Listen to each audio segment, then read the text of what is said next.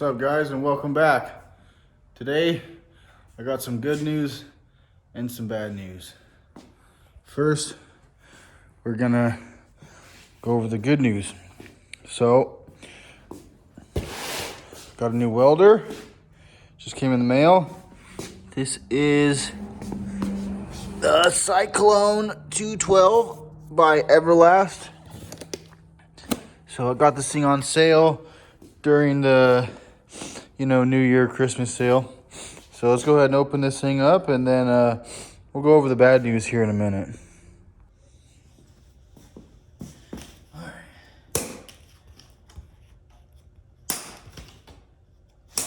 Straps off of here real quick.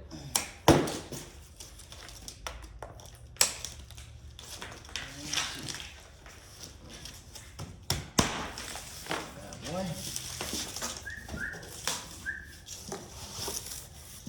So it said I got a free, this is the cover that came with it. There we go.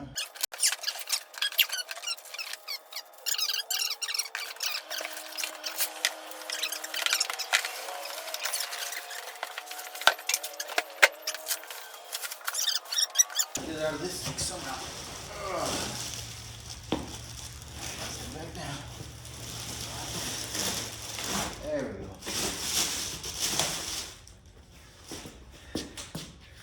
Alright, let me get this thing put up right here. Alright guys, here's the unit. So, like I said, this is a Everlast Cyclone 212. It's a 220 amp, 220 volt, 230 amp welder made by Everlast. They come with a 5-year warranty. Really can't go wrong with these welders. Just mainly picked this thing up because been welding with the little HGP 130, and that thing is just always tapped out. So this is a really nice unit right here. Comes with pretty much everything you need to get started welding besides wire. On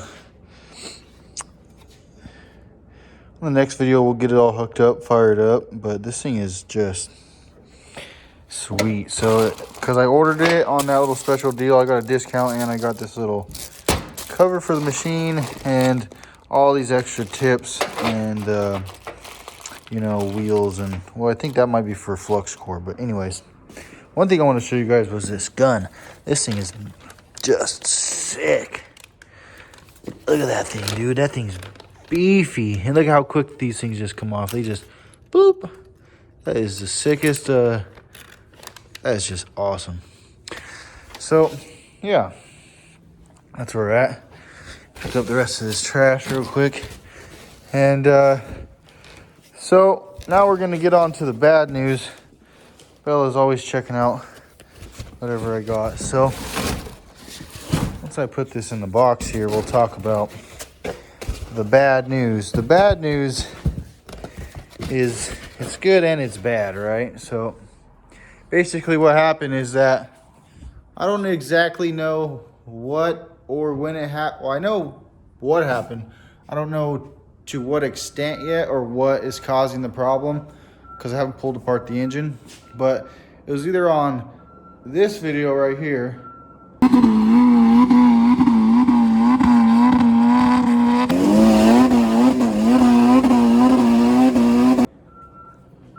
or it could have been from this video right here.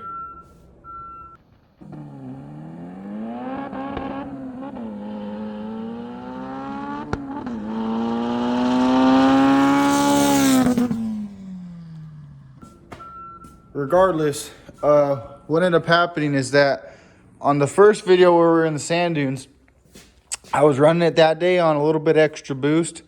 I had installed the boost controller, but we had not tuned it yet, air fuel wise.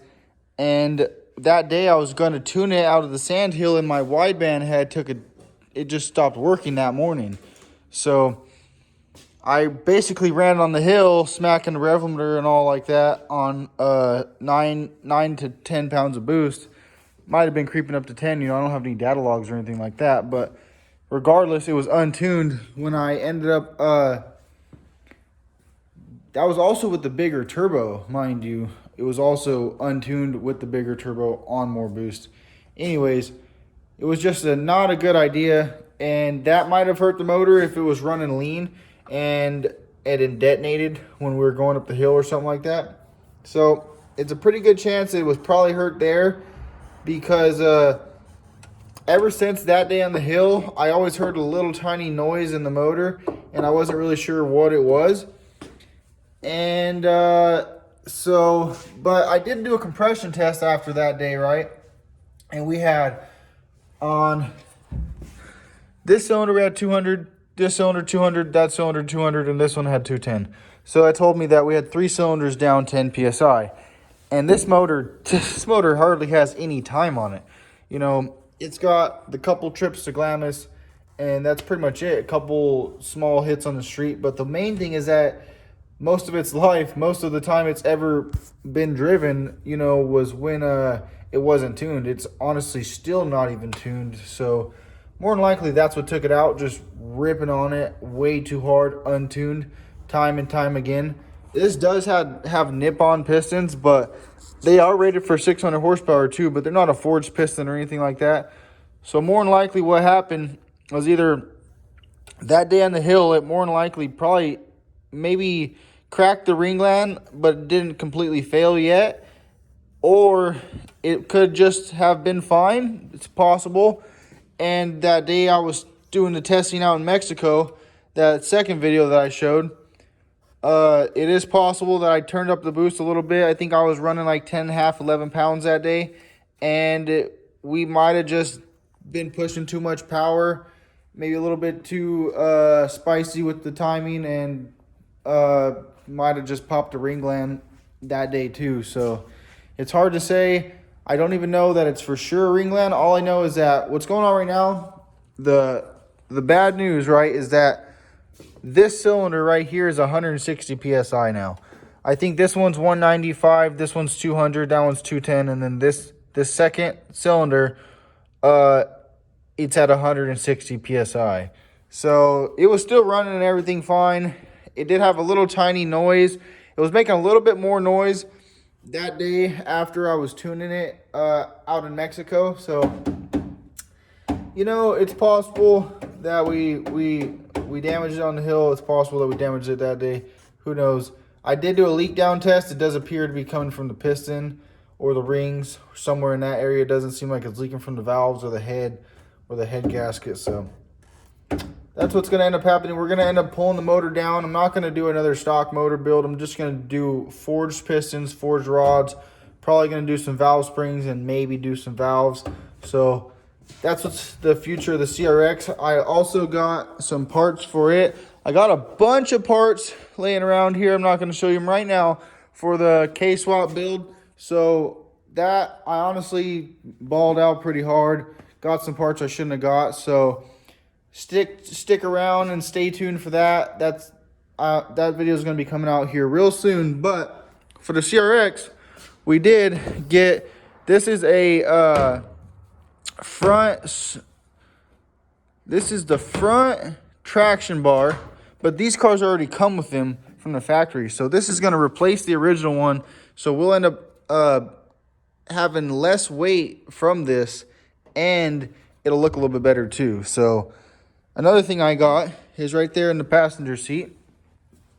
You can see I had already ordered some cheap ones off of eBay, but I ended up getting a deal on these. These are Skunk 2 upper control arms with good bushings and good ball joints. They do need some boots, but the ball joints are really tight. So I got both of those. Those are actually going to go on the back of this, because if you guys know, the back of this car runs a 96 Integra. All the suspension is from a 96 Integra. So these are off a 95 Civic. It's the exact same control arms. So those are going to go on the back of here, because the ball joints in these are torn up. The bushings are torn up, and we have some camber back here that we need to correct. So that right there is going to help us get it aligned and get the 60 foot down a ton. But that's going to be coming, because I'm going to have to save up some cash, because that's going to be a pretty spendy motor build right there. I'm also going to do the balance shaft delete and all that. So if you guys want to help out with that, I got some stickers coming soon. I'm gonna get some shirts made and stuff like that. So, you know, stick around, stay tuned. It'll be coming in the next videos. I'll make that announcement. But if you guys are watching to the end of this video, again, you guys are the MVPs and appreciate you guys. So it does suck that we got that low compression, but rather than keep running it and end up putting another hole in the block or tearing up the cylinder walls, we're just gonna cut it right now, and we are going to build the motor. Like I said, fully built motor. That motor will be capable of at least 700 horsepower. The rod's only rated for 600, so that's the problem. But I've seen guys pushing it to 700. We could probably push them to 800. We'll see. One thing I do want to show you that I showed you guys in the last video was I was building the block for the Acura, okay? So I already got the motor completely together. This is that block that I had epoxied. We got the old pistons from the motor we built a couple years ago. So it's got Manley pistons, Speed Factory 900 horsepower rods. It's a B18 B1 bottom end, stock bore, brand new rings, brand new race bearings, ACL race bearings. This has a stage 5 Brian Crower cams. It's got the Brian Crower springs, Brian Crower retainers, Brian Crower valves. It's got a ported and polished head. And yeah, so this is a pretty solid motor. This is what runs in the Acura. And like I said, I got all the parts to go all-wheel drive on that. So that will also be coming in a future video. Anyways, I'll catch you guys on the next one. Thanks for watching.